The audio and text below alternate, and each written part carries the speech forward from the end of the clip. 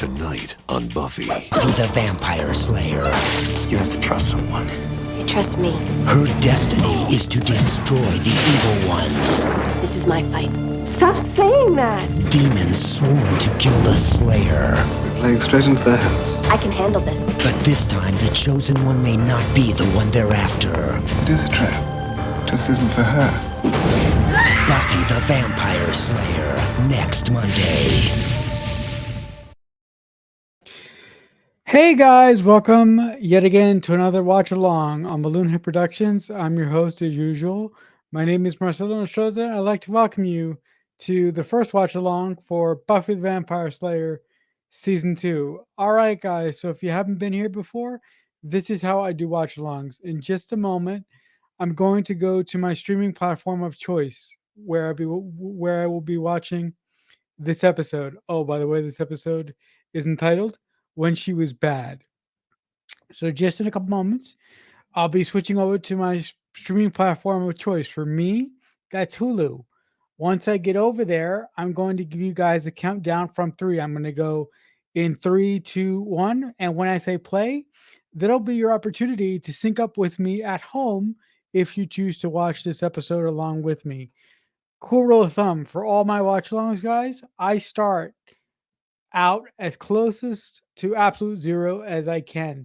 I feel that gives my audience, if they choose to watch along with me, the best opportunity to sync up with me at home. All right, guys, so I'm going to kill my camera now, and then I'm going to go over to Hulu.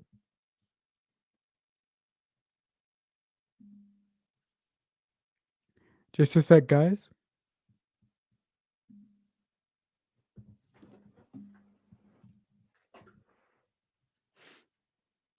All right, here we go. In 3, 2, 1, play.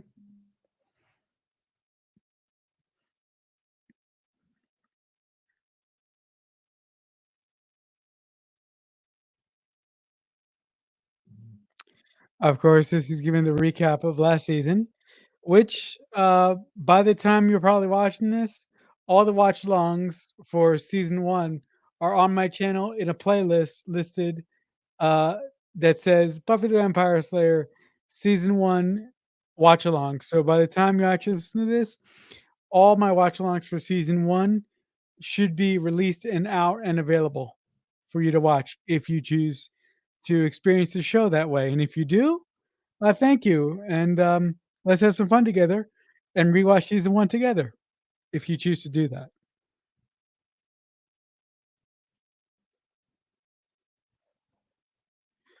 Oh, and I would like to thank the one subscriber on YouTube, the one individual on YouTube that was commenting on how special it was for her to watch these commercials that I put before every episode, because guys, those are really hard to pull. So I'm really glad that somebody enjoys the commercials that I put before the episodes that I'm supposed to watch. So thank you for commenting that, because that made me feel so happy, and it made me feel that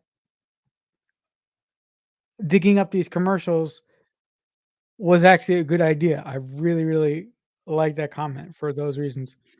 Also, I really like the scene with Xander and Willow, because I often would be like this, like the week before school started. I would try to wrap my summer, and I would try to remember the good things of it before I would go into the hell that was a full school year. So I totally relate to this um, thing that Xander and Will are going through right now. Also, I was, a bit of obsessed with, also I was kind of obsessed with popular girls at school. So the fact that Xander is crushing on Buffy and he can't wait to see her completely tracks with a person of his age or his ilk going through school.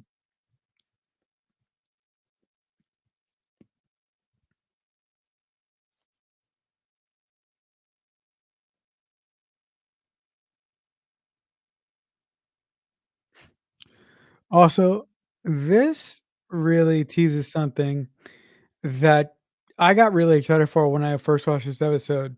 eons ago, but it's broken up by the best return in the show, possibly for season 2. But this is just a nice, sweet, tender moment for Willow and Xander.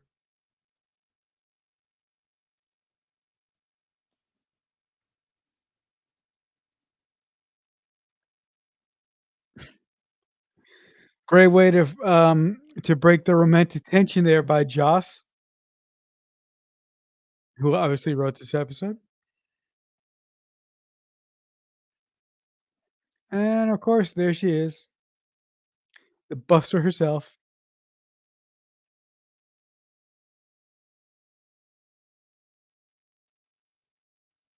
That was great.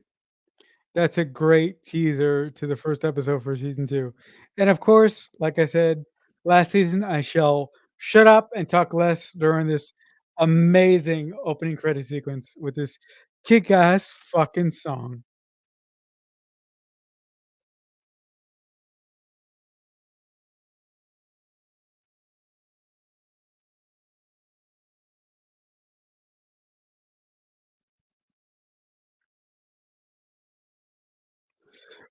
Also, I'm noticing that they haven't changed it much, but they do change it. Uh, they do change it more as the seasons go on. And what I'm talking about is the opening credit sequence here. That's new. The swoosh.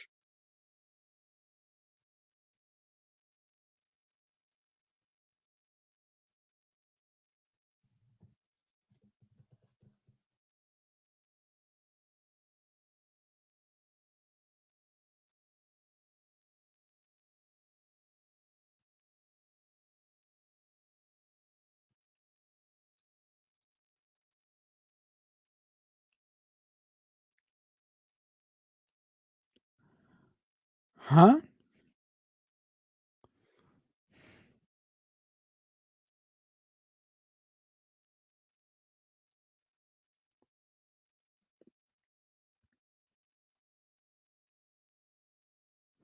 Yeah, you did. And there's a reason for that. I really love how this episode deals with post-traumatic stress in a teenager kind of way. I really think that it was an adult theme to put onto a show, to basically put into a show where a girl kicks the shit out of vampires. But if you've been watching Buffy for a long time like me, you know that Buffy is full of metaphors for darker themes for adults and for kids. But the way that Joss and his writing room weaved it in over the seasons is fantastic. And of course, I think that's a different actor from the asshole that treated Buffy like shit in the episode entitled Nightmares. I think that's a different actor. I don't think that's the same actor. If he is, can you guys tell me in the comments? I have no idea.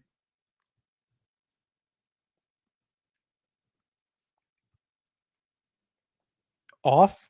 Oh, could that be the fact that she almost died?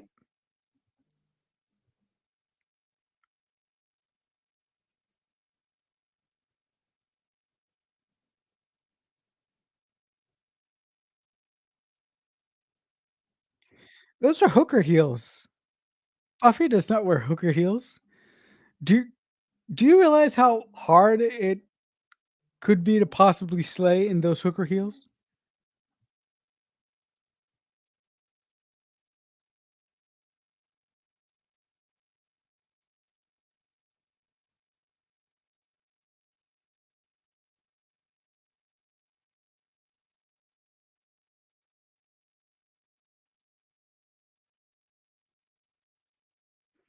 Cordy. Have you learned nothing? I think not.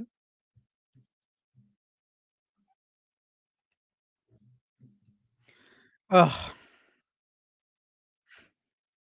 Principal Snyder. Again, guys, as I get older, he will always be Principal Snyder to me, but as I fell in love with Star Trek, as I've fallen in love with Star Trek, as I've gotten older, it's such a kick to think of the fact that Principal Snyder is not only Principal Snyder, but he's Quark from Deep Space Nine. That's the funniest thing to me, which makes his character that much better.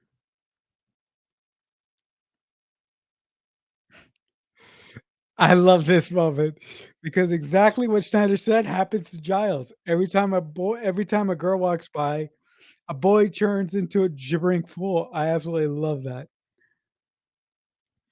Of course, well, I'm not gonna say anything. Let's just enjoy this premiere, shall we?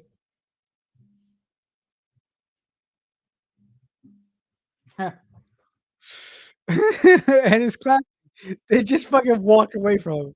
I love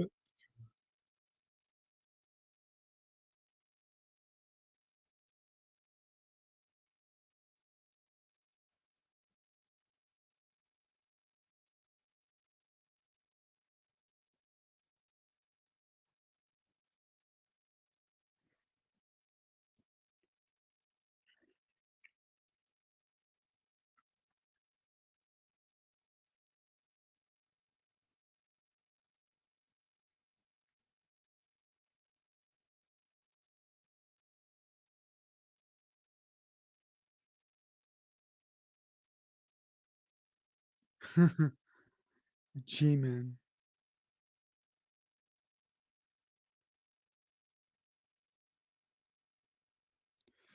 Um,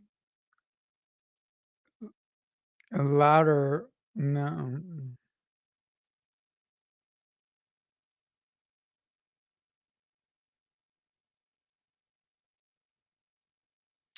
Yeah, we are. That indeed they are. I just work here.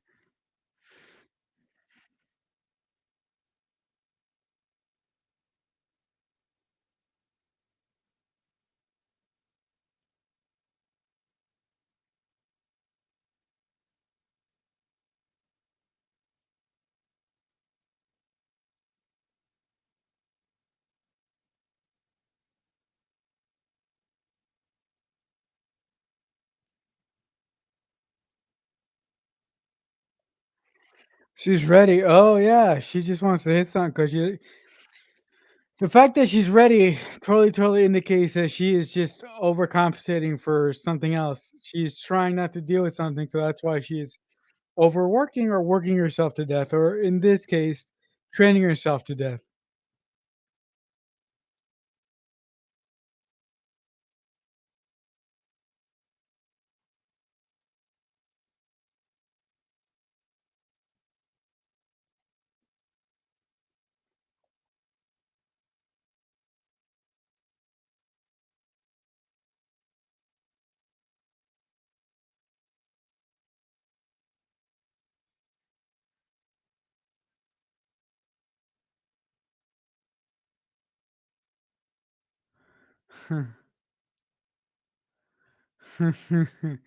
Oh well, you gotta calm down, sweetheart.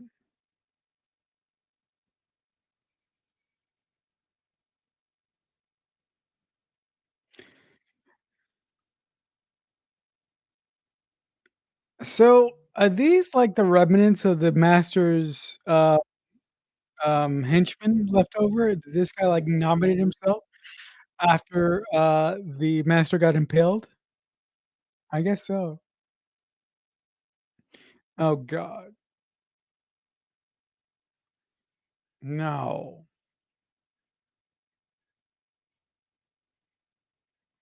Of course, I love how Joss sort of um skated expectations there by showing the anointed one. Look, with all due respect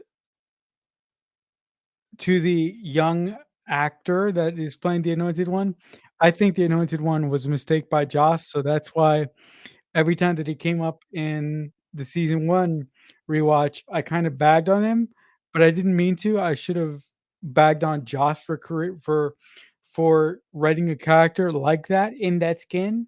The Anointed One would have been better if he was like a person or entity or an adult. I think that would have been a bigger threat instead of having this creepy kid that was just there, and we were supposed to believe that this creepy kid had power over the master, I wasn't buying it.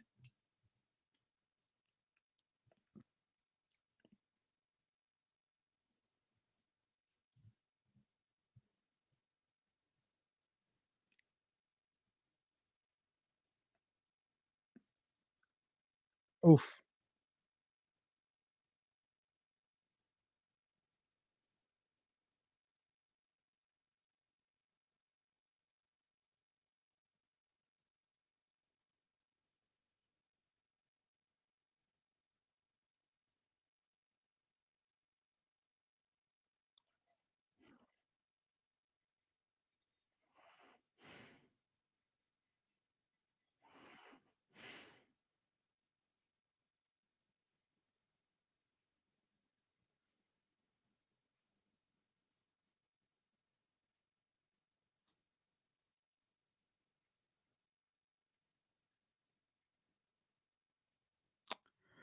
The obligatory boyfriend. I wonder what they're gonna do with him this year. What do you guys think? He said ironically.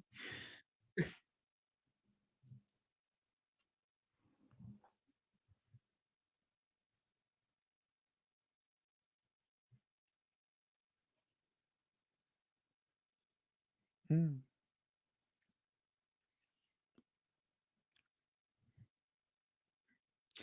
Also, in prevailing years, I've really, really latched on to the Buffy and Angel relationship, and I realized that it was a relationship that was pure and passionate, and the relationship that she had with another vampire that shall not be named yet was one of codependency and abuse, and just it was just awful. I mean, there was love there, but there was more codependency and abuse than love in that relationship. And the relationship that Buffy had with Angel really, really was pure and ironic. And the fact that Joss did what he did with them, it just made their love more powerful and more sad and more tragic. And it was just agonizing that he wrote them like that. But that's the mark of a good writer, that he writes two strong characters, he puts them together, and then because of the circumstances of the story that he's telling, he pulls them apart slowly, and he pulls them apart step by step, and he finds a story reason why they can't be together. That endures the audience to the individuals, that endures the audience to want them to get together even more, but to know it can't be possible, because if that happens, she will hit the fan. And that story thread, or that story cork that I just described there, is this season in a nutshell. Also, the music right here is genius.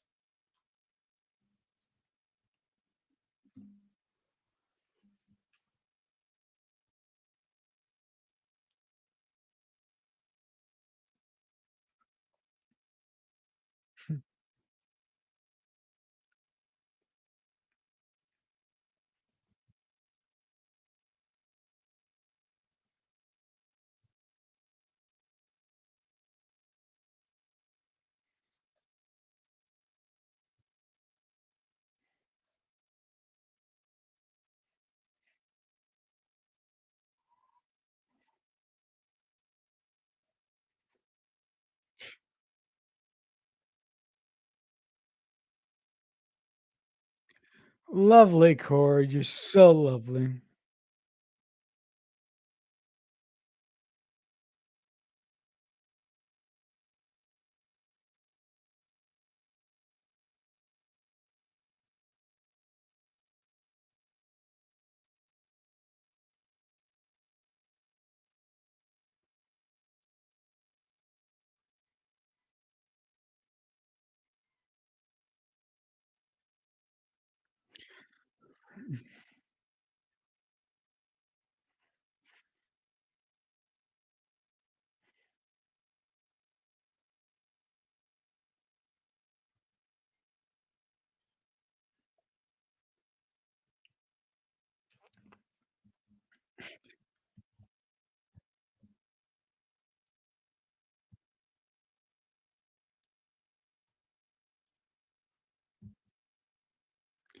That actually sounded like a human moment from Cordy. It probably was.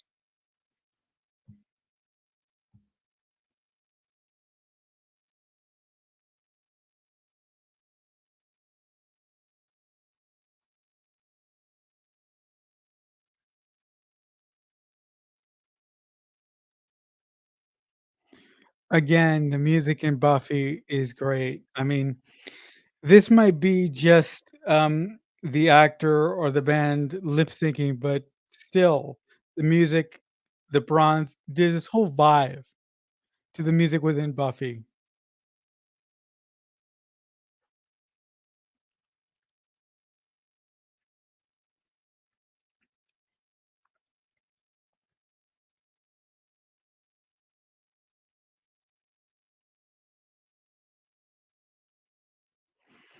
Well, the moment is gone, sweetheart.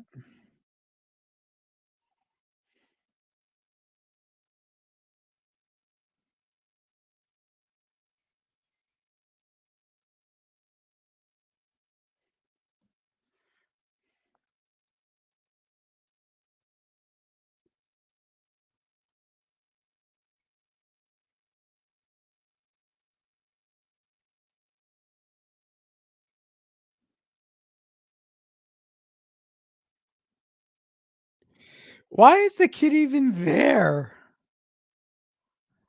Ugh.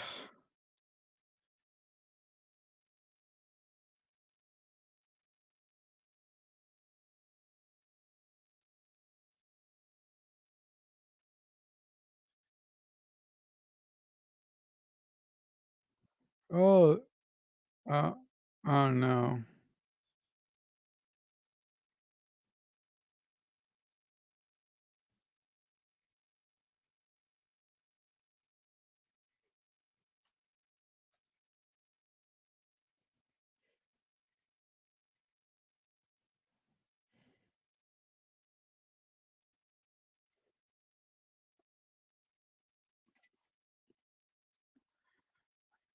Nice ensemble buff.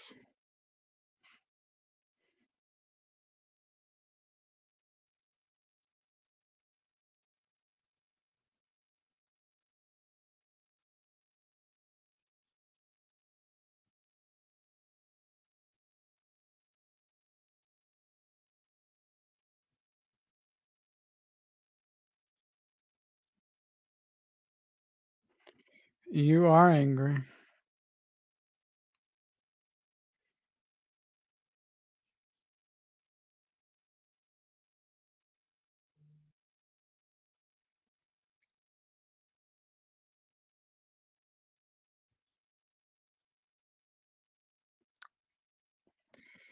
You are just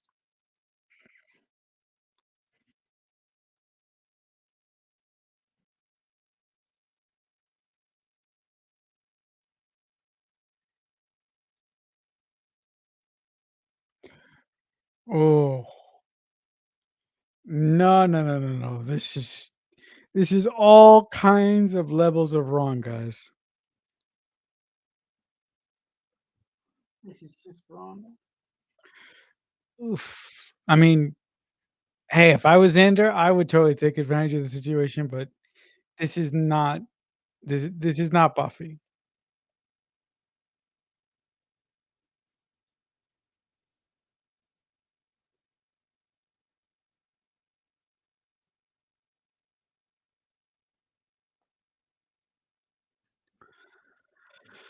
Sexy dancing with Xander? That just doesn't look right.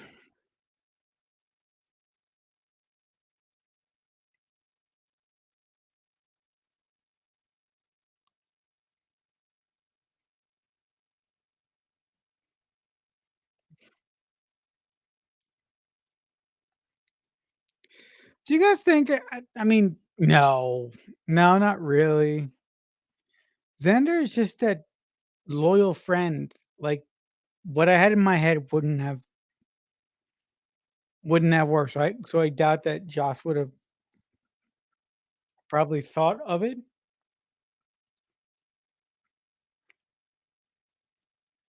Again, Buff's behavior in this episode can just be boiled down to her dealing with the emotional stress of dealing with the master last season, dying and coming back to life. So yeah, and she's dealing with post traumatic stress because she's having flashbacks. She's not sleeping well.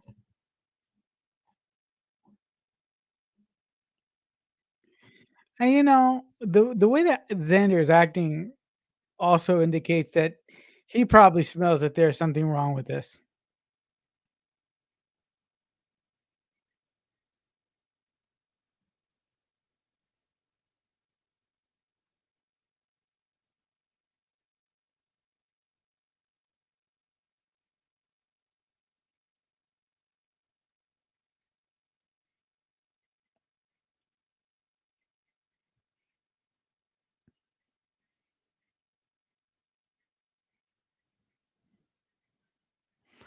This one day.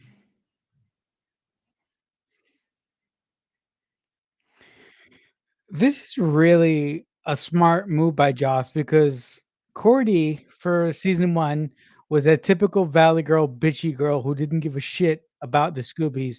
But having her come out and being the first one to confront Buffy about her behavior in this episode really, really shows some character growth. I mean, it just might be a small moment like this, but the fact that the biggest stuck up Valley Girl from season one, no, is the first character to confront our hero with how she's behaving in this episode says a lot from Cordy, although that line maybe suggested that it was motivated and that she just wanted to get Angel and she didn't care about Buffy.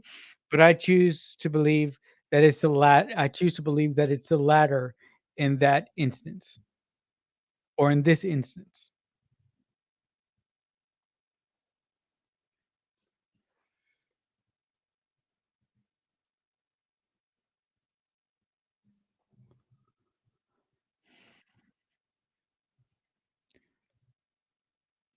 That's interesting. You think subconsciously? Well, I just noticed that. You think subconsciously Joss was preparing us for what was going to happen later in the season. And if you've seen this season before, which you should be, this is a rewatch for people that have never seen Buffy before. Yeah, but that's really interesting. That's the first time that I've seen this episode that I've actually noticed that.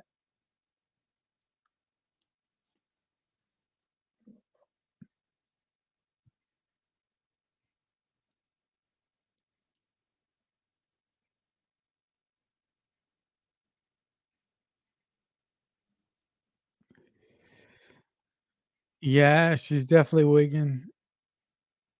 No, she's not possessed.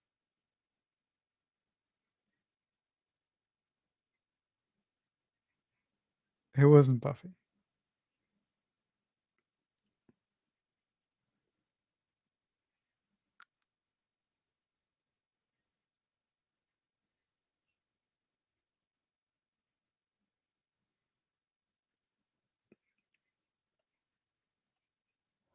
Bitch.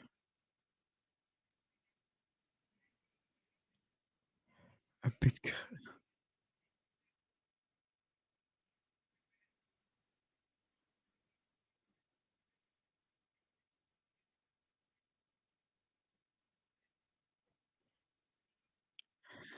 See, Jaws is on the right path here. The voice of reason. There you go. She's, there it is.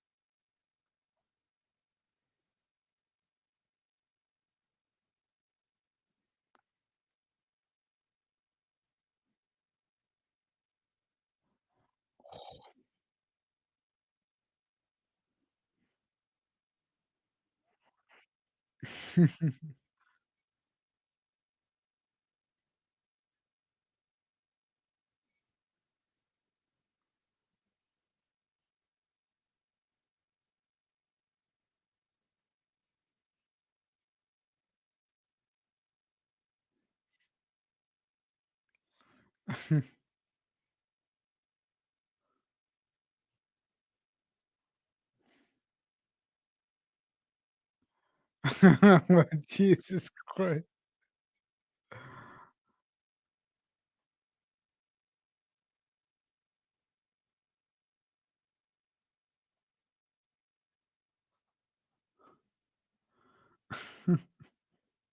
Again, principal status should not be an educator in any sense of the word, but for a TV show, he's just fucking great.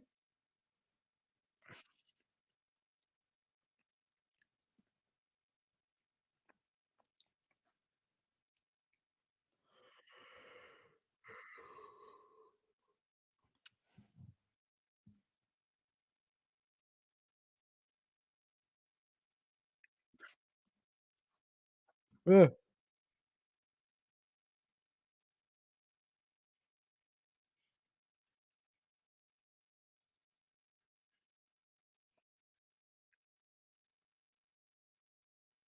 Mhm, no, you idiot.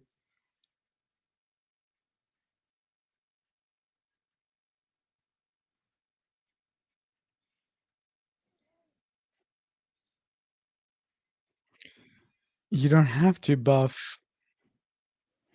They are what makes your job easier. You need them. Pushing them away from you is not the thing to do here.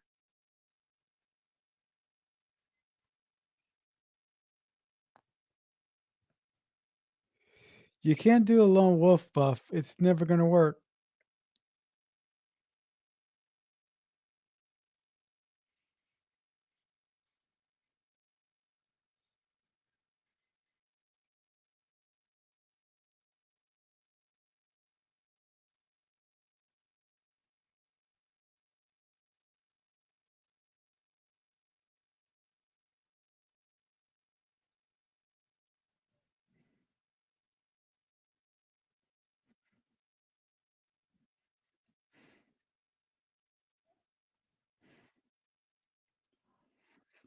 Li Listen to him buff.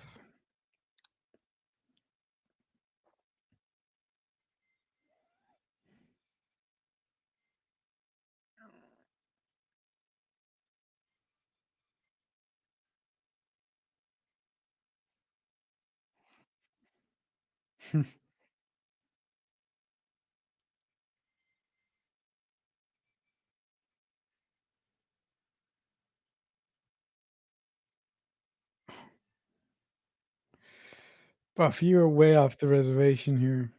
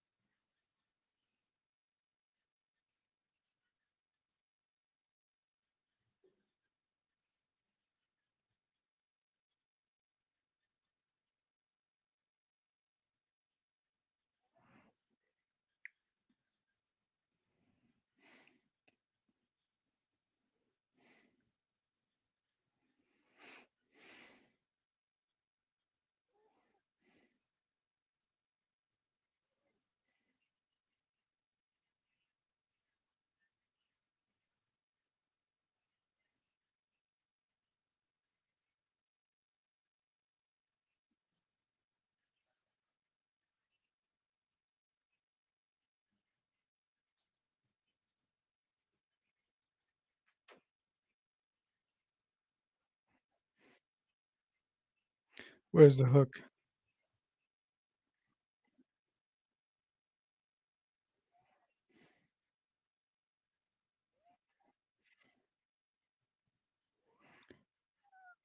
They're gonna go after them. Oh, shit, I forgot that about this episode. Holy shit.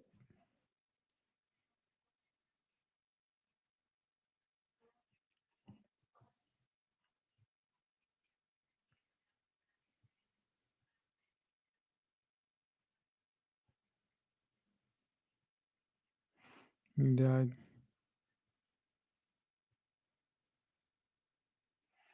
but not for Buffy. For them.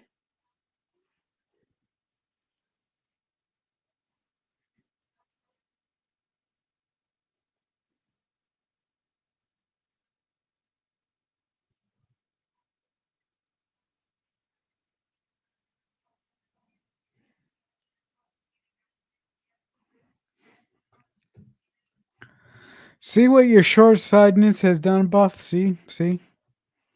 All because you didn't accept help from your friends.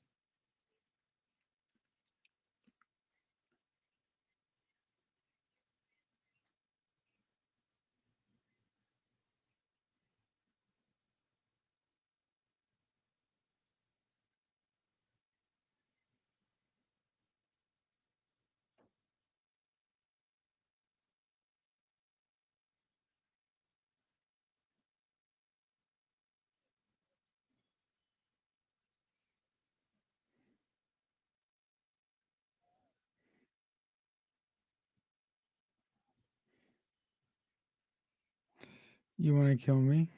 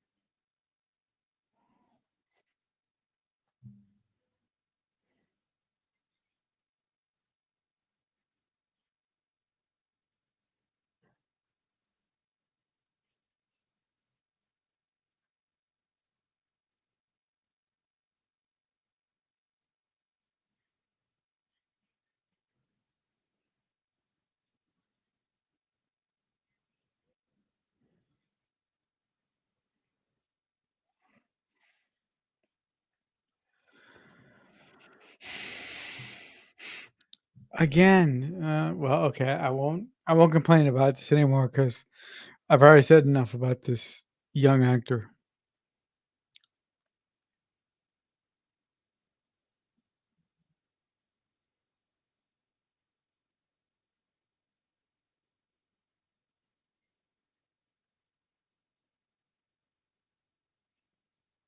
So are they like offerings for the master?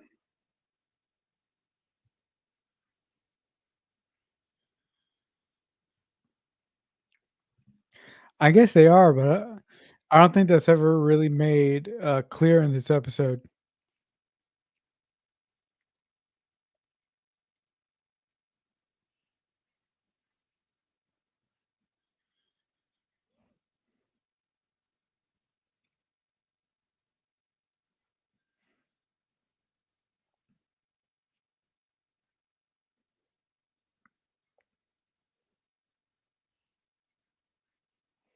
Yeah, that sounds like a good idea.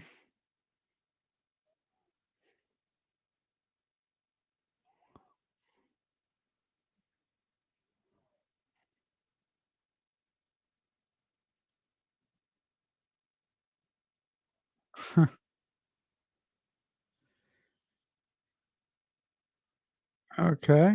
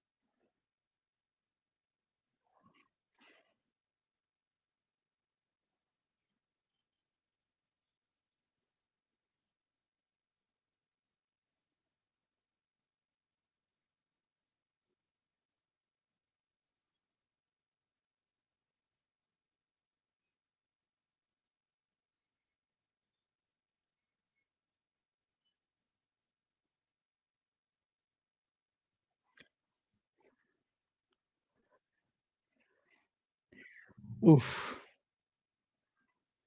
I wonder how long it took them to shoot all this. Maybe like a day and a half to get everybody's coverage?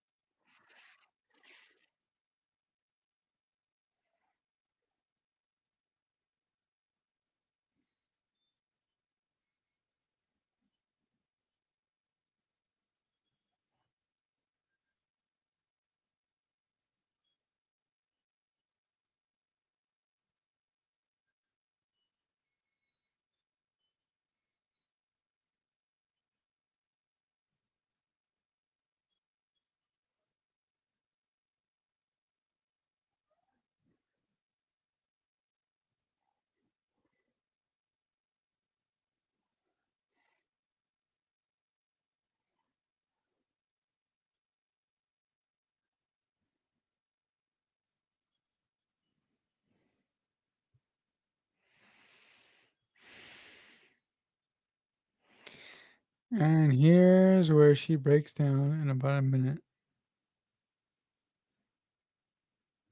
Not yet.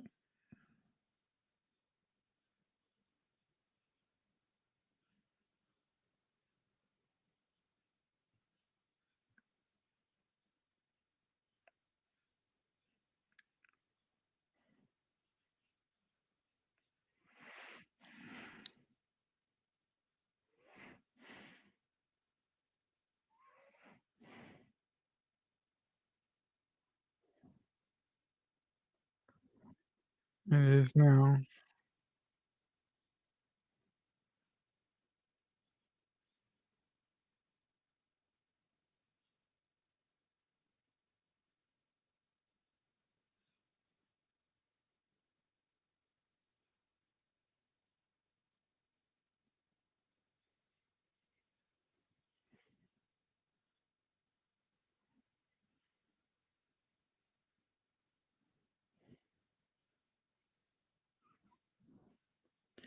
It is now.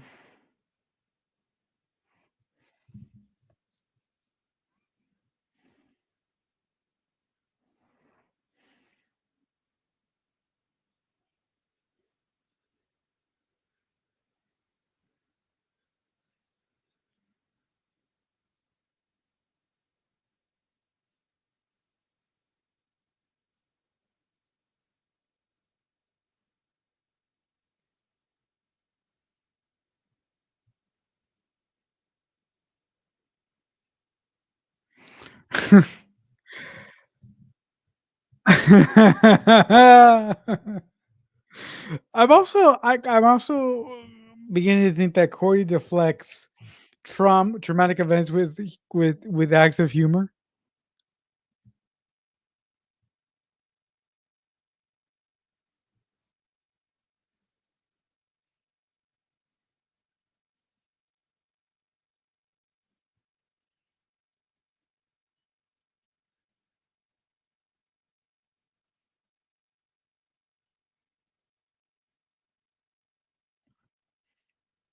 Yeah, you're gonna make a lot more, kiddo. You're gonna make a lot more. So get comfy.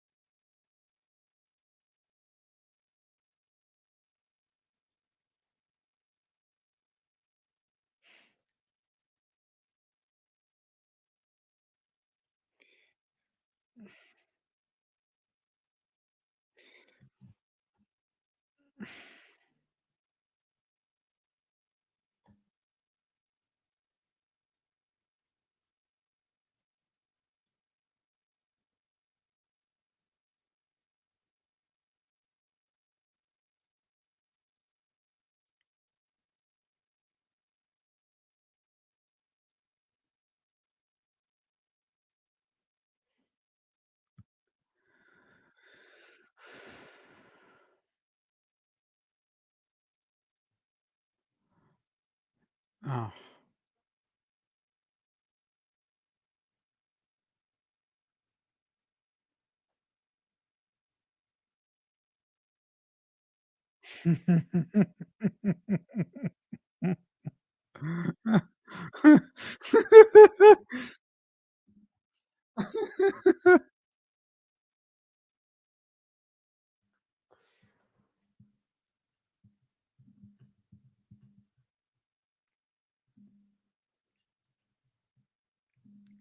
All right, guys. So that'll do it for my watch along of Buffy the Vampire Slayer, season 2, episode 1, When She Was Bad.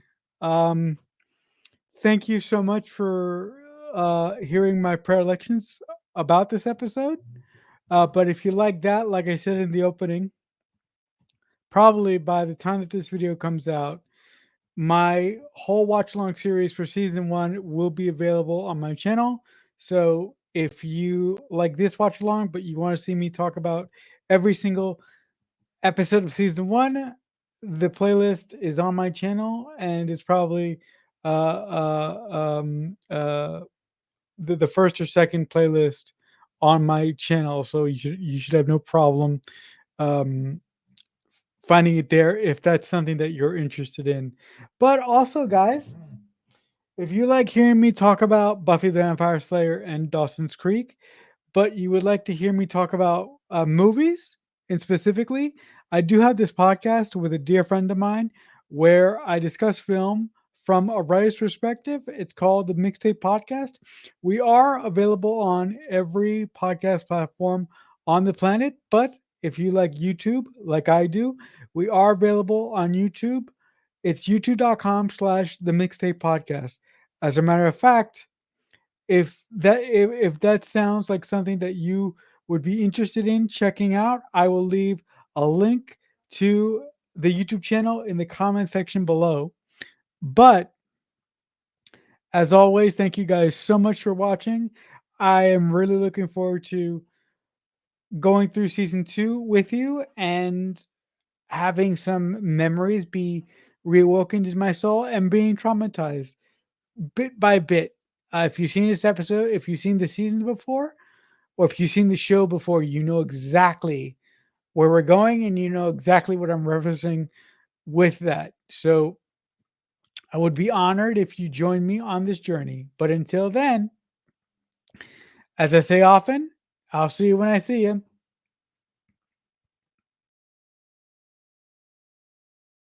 So much happened here, and so much is about to.